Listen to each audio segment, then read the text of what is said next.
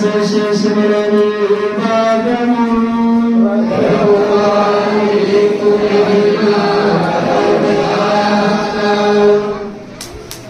మూడవ అధ్యాయము పరిశుద్ధ వచనములు 13 నుండి 17 వరకు. యోహాను సువార్త 3వ అధ్యాయము పరిశుద్ధ వచనములు 13 నుండి 17 వరకు. పరలోకం నుండి దిగవచ్చిన మనిషి కుమారుడు తప్ప ఎవ్వరును పరలోకములకు ఎక్కిపోలేదు. మోసే ఎడారిలో 7 సర్పముల ఎత్తును ఆయన విశ్వసించు ప్రతి వాడును నిత్య జీవము పొందుటకు అట్లే మనిషి కుమారులను ఎత్తబడవలెను. దేవుడు లోకమును ఎంతో ప్రేమించి తన ఏకైక కుమారుని ప్రసాదించును. ఆయన విశ్వసించు ప్రతి వాడును నాశనము చెందక నిత్య జీవమును పొందుటకై అట్లే చేసెను.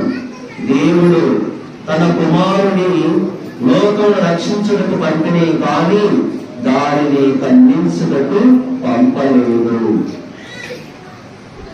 ఇది ప్రభుని సువిశేషము.